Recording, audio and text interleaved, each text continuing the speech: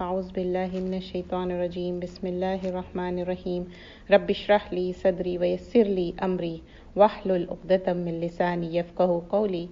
As we know, this is the a month, according to lunar month, we have gone through which were sacred, but this month is not sacred. And but even though it's not a sacred month, but many things, this month is called Safar, and many misconceptions are there, and those are da'if. And Safar and superstitions, Safar is the second month of the lunar calendar.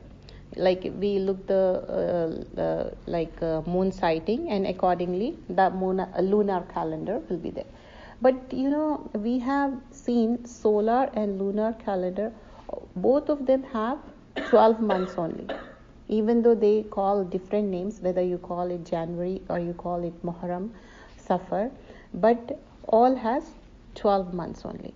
But there is change in the days, because in lunar it will be 29 or 30, but there it will change like 30, 31, and sometimes in Feb it's 28. So that's how. There are many misconceptions prevalent among the people regarding this month. On one hand, bad lucks and omens. People think that it's not correct, but people think that way. Bad luck and omens have been associated with this month. This is the thing going on. If you go Indo-Pak, you know more over there. And on the other hand, self-made solution for such things have been proposed as well, such as not holding marriages in this month. People don't even do marriages in this month, even though in overseas, whether you are in US, Canada or UK, still people have that misconceptions, because we came from there and we migrated, but our heart should get migrated, do the hijrah towards Quran and Sunnah. So what they do, boiling chickpeas, distributing them. They boil chickpeas and distribute them. That's the trend going on from longer time in Indo-Pak, especially Asian countries, and distributing them so that the bad omens are passed on to others. Why they are doing? Because that bad omen passed to others. So it's like you are taking out the bad stuff and putting in the other's home. I was thinking it's like taking out the trash and putting in the other's home. That's kind of thing. And making 365 balls of flour and throwing them in the water. They put in the water, and they think that bad luck will go off. And look at the pollution, how much they are creating. And also eating, flour is for eating, which we make roti and chapati, which we call, and they are throwing in the water. That's like a misuse of the food. And the ta'am, food, we can't waste food. Yeah. And those who waste food, they are extravagant. They are musrifin. Allah don't like musrifin. So here we see two things. They are distributing, like making chickpeas, and they are avoiding bad luck. They think that way. It's not according to Quran and Sunnah. And also making the balls and distributing it. And not only that, omens are driven away and provision is increased. Reciting Suratul Muzammil, and they recite Suratul Muzammil 313 times. And considering this month to be hard for the dead, and considering 13 of this month referred to as a Tera Tezi. Tera Tezi, they call it in Urdu, Tera Tezi. Tera means 13. And 13 of this month, they not only they are making 313 balls and distributing, and they are 313 times, they are reciting Suratul Muzammil and thinking that bad luck will go off. That's what they are doing from longer time. And this is all not, yes, it's innovation. Bidah. Complete innovation. Why I am saying this? Because many of our sisters and brothers, they are not aware of this. They are ignorant. There are two ways, people are either ignorant or they don't want to learn. They close the door and they say, oh, our ancestors, our forefathers did it, so we are doing it. They don't have any dalil or anything which is authentic according to Quran and Sunnah. When we ask any narration you have, no. But now, till now, I'm just reading what the people are doing. I'm not reading any narration or any authentic, If it's so, I might have told you, oh, this is the thing. All such superstitions and belief have no basis in Islam whatsoever. How can any day or month be unlucky or be a portent of bad omen? When in fact, months and years are formed by the alteration of day and night. Allah subhanahu wa ta'ala has made day and night as a sign and to help us make the calendar, as Allah says. And we have appointed night and the day as two signs. Then we have altered the sign of the night with the darkness, while we have made the sign of the day illuminating day. You may seek bounty from your Lord, and you may know the number of the years and reckoning. This is in Surah number 17 and Ayah number 12. This is in Suratul Isra. Years and reckoning, and we have explained everything in detail with the full explanation. So Allah subhanahu wa ta'ala has also told us the purpose of different stages of the moon. How the moon will be bigger, smaller, and finally. And it helps us to mark the beginning and the end of the month. And Allah Azza has also told us that there are 12 months. He says, this is in Suratul Baqarah, ayah number 189. Then ask you, O Muhammad sallallahu alaihi wasallam, about the new moon. Say, these are the signs to mark fixed periods of time for mankind and for the pilgrimage. We know when they ask about the new moon, and Prophet sallallahu alaihi wasallam cleared that thing. Verily, and also in Surah Tawbah, that is ayah number 36. We did this ayah when we did the regarding Muharram and in the sacred month. So verily the number of months with Allah is 12. That time also I explained this ayah. I referred many times, and again I am referring because this is very clear-cut ayah which says only 12 months are there. 12 months with Allah in a year. So was it ordained by Allah on the day when He created heavens and the earth. And it is this revolution of day and night that make up weeks and months and years, which constitutes time, regarding which Prophet ﷺ said, Allah Azza was said, the son of Adam hurts me for the abuses time. Can we abuse time? No, we cannot abuse time. Though I am time, Allah is saying, I am time. In my hands are all things, and I cause the revolution of day and night. Isn't it? Inna fi khalqis samawati, and we read those ayah at the time of tahajjud, last ayah of Suratul Al Imran. Alternation of the day and night. These are the signs of Allah. And night will be dark and day will be bright. And also in some of the ayahs, Allah says, taskunu, for the night, taskunu and na'um. And Suratul Naba we see for resting, naumakum subata, and then rest, peace, have your sleep, and day is for brightening and go and do your work. So we are given the purpose. So here in this Bukhari, this is the authentic narration, caused the revolution of day and night. So Allah never you're cursing particular day or cursing particular night or particular month. It's not allowed, because this is the authentic narration. It clearly says you can't do that. First we discuss what the misconceptions are, but now we see the ayahs of the Quran and the hadith, so that our clear-cut mind should be there. I know we don't believe it, but somebody ask you, then you can clear that, because we are Ahlul Quran. We all are student of Quran. We are gaining knowledge, and we will gain knowledge till the end of our life, till we die, till we leave this world. We will be Ahlul Quran. So it is clear that day and night is from Allah, and considering any time, hour, day, month of year to be unlucky is great misconception and a sin. It's a sin. And historical perspective, I will tell, the Arabs used to hold 3 months of Zilhaj, Zilhaj and Muharram as sacred. Even they used to observe that sacred thing. They did not indulge in war or crime during these months. They used to wait for these months to be over so that they can be free from these restrictions and indulge in robbery. They observed these 3 months, then they started robbery, theft, war. Therefore, as soon as the Muharram used to be over and Safar begins, they would leave their houses vacant with the intent of crime. That's what they used to do. This is the historical point of view, and they do crime, theft, robbery, and war. So from that perspective, we are continuing that misconceptions. Thus the idiom Safar al-Makan meaning empty houses. Safar al-Makan meaning empty houses become famous. The word Safarun or Sifrun means to become vacant. Safrun or Sifrun. Like the saying goes in Arabic, Sifrun minal mata, which means the house were vacated. From its furniture, things, etc.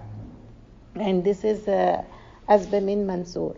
And the famous hadith scholar and historian was written in famous book Al-Mashhur fi Asma, and there it says that this was the reason for naming of this month as Safar. When the Arabs saw during this month many crimes were committed. As I mentioned, they started doing crimes, people killed and houses emptied. They associated bad omens and ill fate with this month instead of looking at their own evil deeds, because doing this they are heading towards all the evil deeds and wrongdoings, whereas Allah subhanahu wa ta'ala has told us that every person is responsible for his own omen and fate. We all are, and in Surah Al-Isra we learn that every person has the shagun, that locket thing in your it's like a necklace, and it's tied in your necklace in the near the throat, and luck, bad luck, everything Allah has given us. We believe in amantu billahi wa malaikati sharrihi wa khairihi, whether shar or khair is from Allah subhanahu wa ta'ala. We can't decide it, and nobody can say that. And not only that, we learn from Surah Al-Isra that they used to fly a bird. If it goes in right, they do it. If it goes in left, they don't do it. And for every person we have imposed his fate upon his neck, and we will produce for him on the day of resurrection a record which will encounter spread open. That is Surah Al-Isra number 13.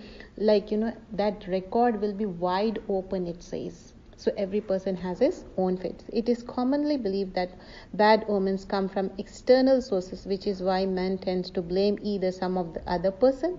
This we're going to discuss. Other person or animal or an object, a day, month, number, whereas Allah subhanahu wa ta'ala through these ayahs has made it very clear, what I mentioned in Surah Al-Isra. Every man's omen and bad luck is due to his own misdeeds and wrongdoings. Allah subhanahu wa ta'ala further says in the Quran, what comes to you of good is from Allah, but what comes to you of evil, O man, is from yourself. This is in Surah number 4, ayah number 79. So when I was talking about Surah Al-Isra, Allah has clearly mentioned good luck, bad luck, it's there. So we can't blame anyone. And now this ayah clears more when Surah number 4, ayah number 79. So blaming people, this is the thing we have. If somebody has the mishap in their life, especially women, she got married and they have fight, or she got married, she don't have children, something is lacking in their life, and literally, believe me, people, they completely abandon you. They don't say with your mouth. They don't have that much courage. They don't have that. But they behave that. They completely, abandon it. They don't say in the words, and they avoid in such a manner that is very hurtful. That really hurts you. Like somebody smack you, you will forget. But this kind of behavior you cannot forget. Believe me. And I have seen from very closely, I have seen these things. People, they are saying, no, we don't believe in such kind of things. When it comes at the time of marriages, they completely avoid those people, and they call only those people, those who are happy in their life, even though they believe in shirk, even though their aqidah is incorrect, even though they all believe in wrong concepts. Still they call them because they think that is the good luck and the others, they are the bad luck. We have seen in Suratul Isra, good luck, bad luck, we can't blame. It's, Allah decides. But this is how the people are behaving. Not only that, particular time, particular day. And in Urdu they call it manhus. That's not the way. How can you say? Because Allah loves all His slaves, and we are slave of Allah. When sometimes when some hatred comes into your mind for a time being, because we are human beings, then just think about it. Oh, this is the slave of Allah. Allah loves this person. So how can I hate? That moment, just avoid. A'udhu billahi minash shaitan rajim. La hawla wa la quwwata. No, I can't hate such person. What they are doing, hate that thing. That's the thing. Yeah. So if you have anything to say, any particular incident, you are most welcome, because this is the thing our society is going through. So including myself, I have seen this, but I never appreciate that, and I never publicize that, because if I publicize it, they feel more happy, because they think, oh, now they are acknowledging it. Don't you understand? They are doing silently, so we are leaving that path silently, and we are behaving as a momina, not as a mushrika, or sometimes it happens such things that you leave that place. That is better for you. Sometimes you feel like your heart will burst out. So don't sit there or don't entertain. Just tell them, okay sister, we'll leave, inshallah, see you. That's it. You don't have to say it. And some of people, they said, some people, they behave this way, they actually go through, and they fell sick after that.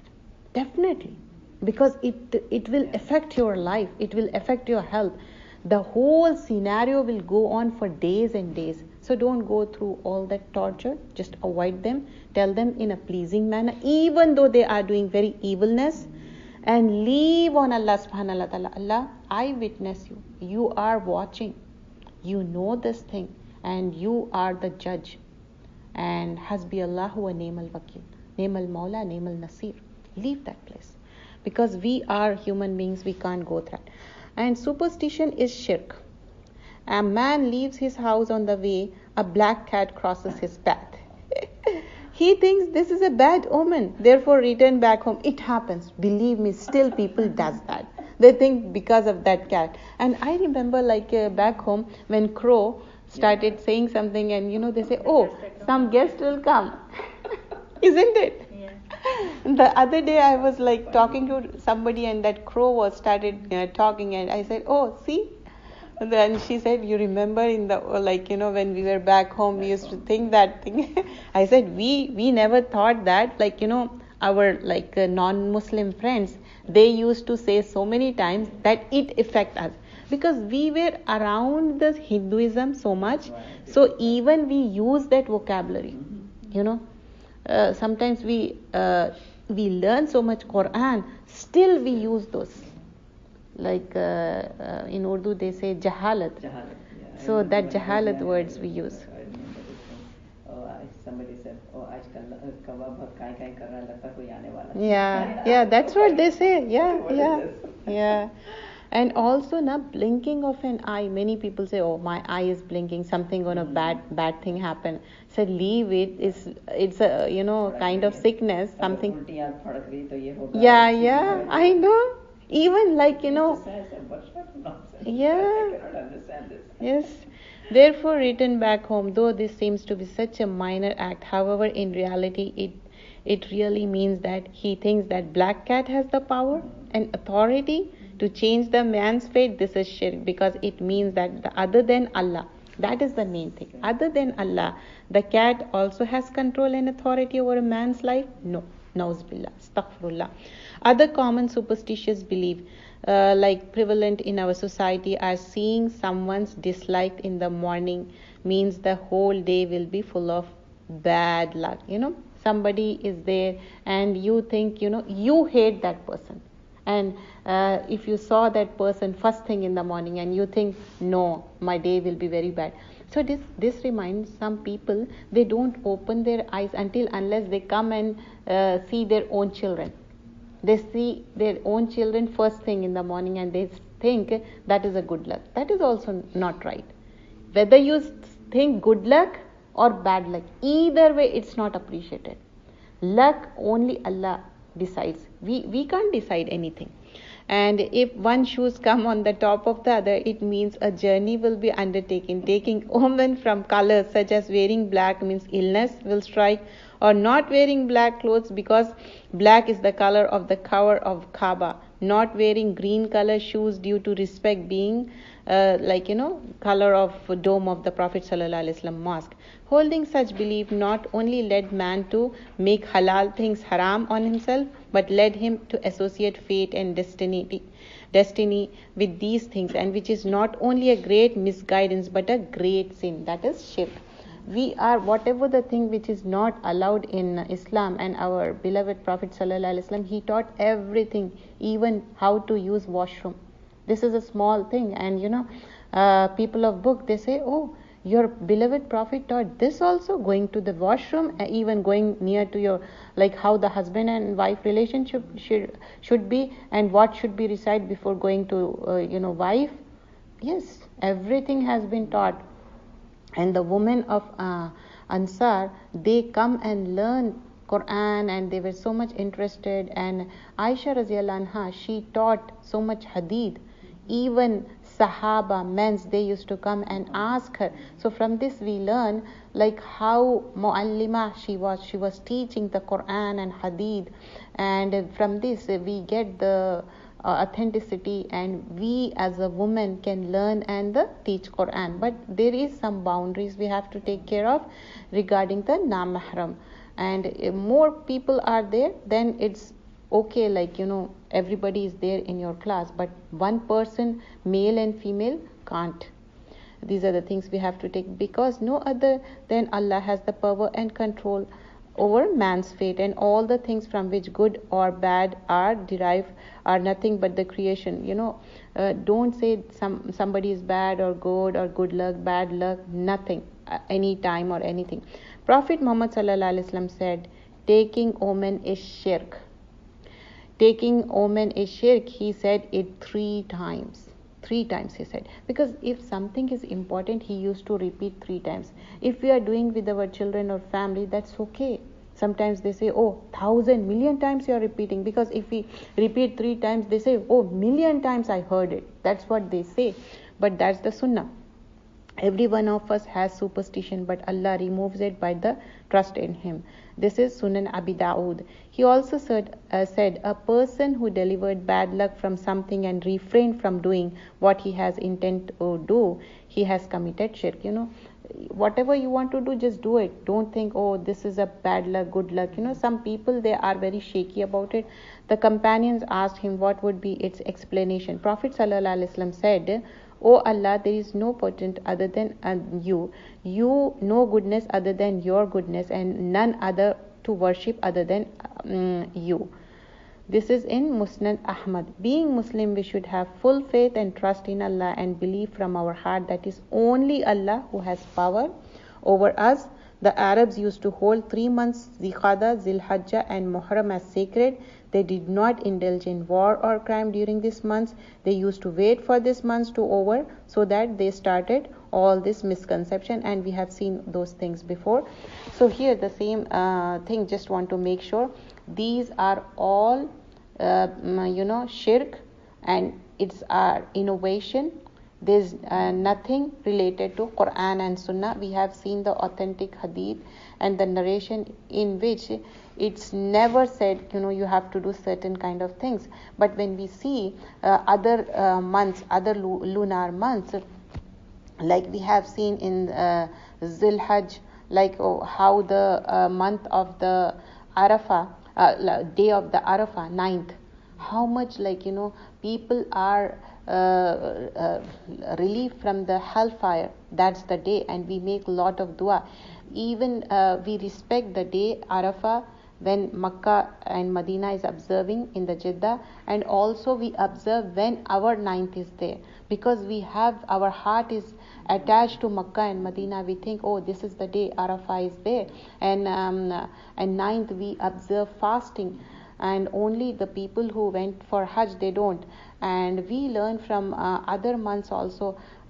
In month of Ramadan, of course, Rasulullah sallallahu alaihi wasallam fast all the month of Ramadan because it's a fard. After that, he said, as soon as the month is over, then the month of Shawwal, and he said, if you continue 6 days, that will be okay for the whole of the year. So these are the authentic narration. But as when we compare this with the Safar, month of the Safar, there is no such thing, whether fasting or whether believing in bad omen or any other thing. So we should stop thinking about it. If somebody is saying that, just guide them in a nice manner, in a kind manner, because don't be harsh on them, because they are observing those things from longer time. So if they are observing from longer time, it will take time to remove it. Have you ever seen if some spot is very dirty and we are trying to clean it, no matter how much spray we put in, but still it won't go off? The same thing with the people. Their stubbornness is so much because their heart don't allow. They think, oh, their forefathers did wrong, it means they will go to hellfire, because they come to the conclusion and they think, no, I don't want to think that they were wrong. We all are human beings. Only prophets, they were guided with Allah subhanahu wa ta'ala, and whenever they did anything wrong, I don't say mistake because they are innocent, they were prophets, we can't say such kind of words for them. If anything goes wrong, they were corrected by Allah subhanahu wa ta'ala and they were guided. But we are human beings, khuliqal insana da'ifa, so we can do mistakes, and we are capable of doing mistakes, and we are bashar. So bashar can do mistake, but people think if you are learning Quran, you can't do mistakes. Still you can do mistake because you are a normal human being. And Uswe Hasna is Prophet sallallahu alaihi wasallam. We are not Uswe Hasna. We are just a person, just learning and teaching Quran. So here, this is the topic I want to share, and then we'll start